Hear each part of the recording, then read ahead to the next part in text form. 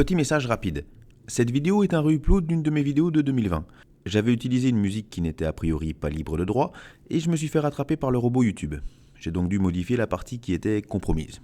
Bon visionnage à tous.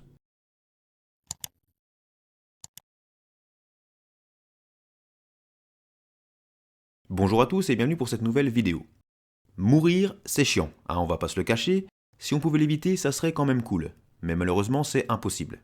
Après, il y a des façons de mourir qui sont bien plus horribles que d'autres. Et aujourd'hui, je vais vous parler d'une d'entre elles, qui avait été mise en place en Angleterre et qui était réservée aux personnes coupables de haute trahison, comme par exemple une tentative d'assassinat sur le roi.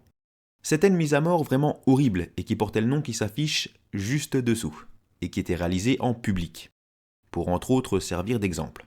Ils ont été nombreux à subir ce supplice, mais j'ai décidé de vous parler d'un des hommes les plus célèbres à l'avoir vécu, et d'en profiter pour vous raconter en bref son histoire. Un certain William Wallace, qui d'après les écrits a été le deuxième homme à vivre cette horreur. Et pour les fans de cinéma, ce nom doit vous dire quelque chose, car il a été incarné par Mel Gibson dans le film Braveheart de 1995, qui a quand même reçu 5 Oscars. C'est franchement un excellent film, bien que le réalisateur ait quand même pris beaucoup de liberté sur la réalité historique des faits. Mais bon, je prendrai quand même quelques extraits du film pour illustrer au mieux l'histoire. Et d'ailleurs, si vous ne l'avez jamais vu, eh bien je vous conseille vraiment de le voir, avant de regarder cette vidéo. À moins que vous en ayez rien à foutre. Allez, à tout de suite. Ou pas.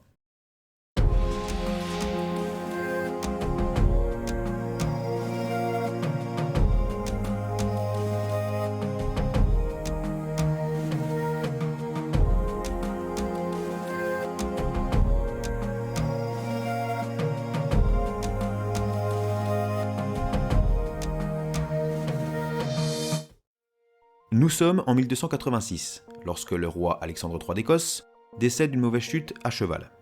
Tous ses enfants sont morts et il ne reste que sa petite fille Margaret pour reprendre le flambeau.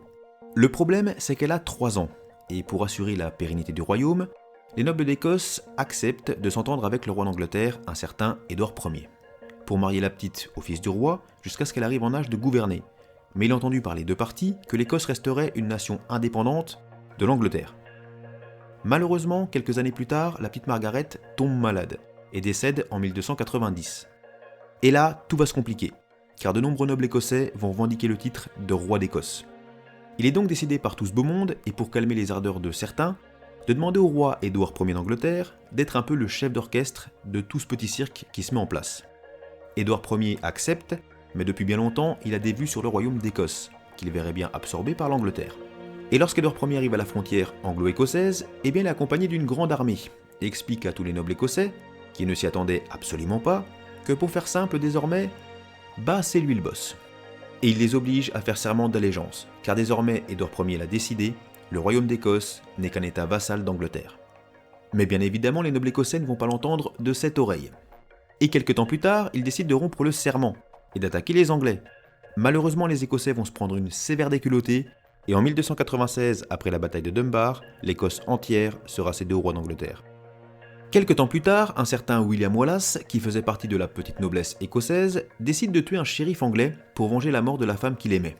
Et suite à cette action, William est obligé de s'enfuir dans les bois pour éviter les représailles anglaises. Mais la haine qui anime les Écossais envers les Anglais est bien présente, et beaucoup d'Écossais aimeraient récupérer leur pays. Donc William va être rejoint par plusieurs dizaines de ses camarades, et ensemble, ils vont littéralement massacrer une garnison anglaise. Ce qui aura pour effet de rallier de nombreux nobles à sa cause et de lancer officiellement la rébellion écossaise contre les Anglais, afin de récupérer leur pays. Va s'en suivre plusieurs petites escarmouches et enfin la célèbre bataille de Stirling, ou plus précisément la bataille du pont de Stirling, où un peu plus de 6000 Anglais feront face à un peu plus de 2000 Écossais. On peut donc dire que c'était assez mal barré pour William et ses potes. Mais grâce à l'orgueil démesuré de certains chevaliers anglais, qui pensent la victoire assurée et qui vont faire absolument n'importe quoi, les Écossais vont réussir à retourner la situation et carrément gagner la bataille, et les pertes anglaises vont être énormes. Après une telle victoire, notre cher William va véritablement se faire un nom sur toute l'île, et le roi d'Angleterre, il va pas vraiment apprécier. On peut le comprendre. Et William va devenir un petit peu l'homme à abattre.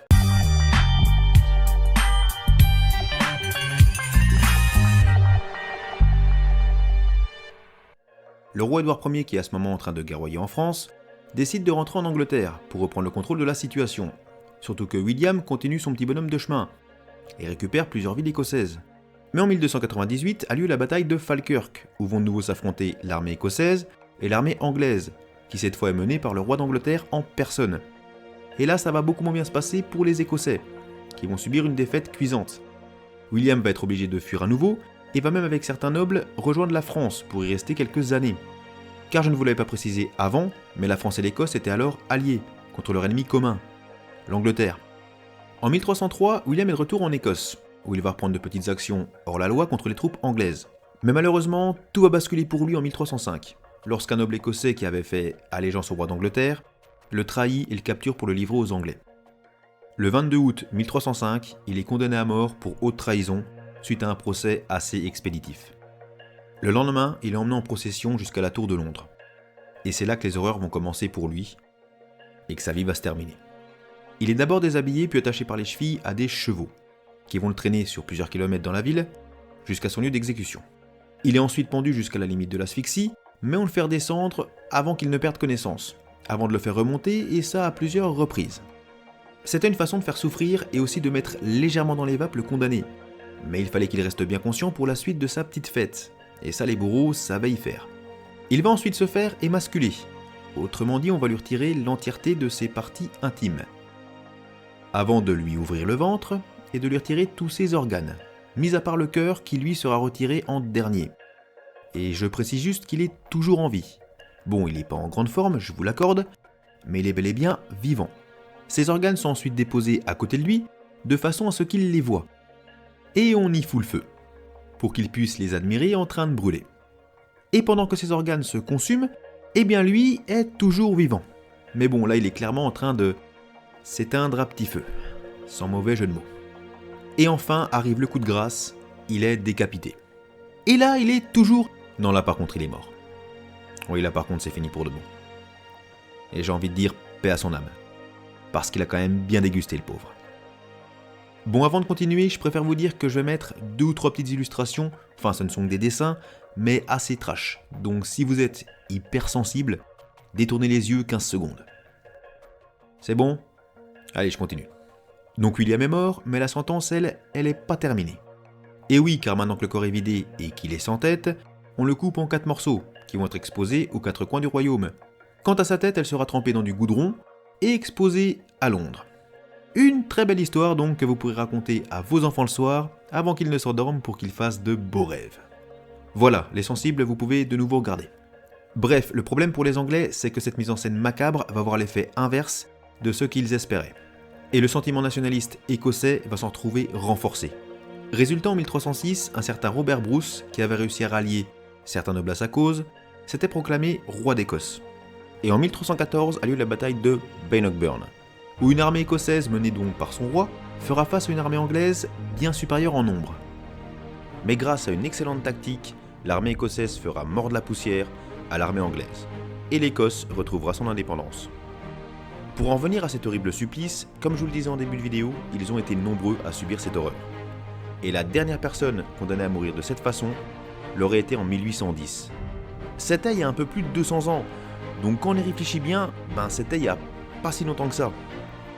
Bon, moi j'espère que cette petite histoire vous aura plu, et pour ceux que ça intéresse, je mettrai en description le lien de la vidéo de Nota Bene, qui parle des grosses différences entre la réalité historique et le film Braveheart.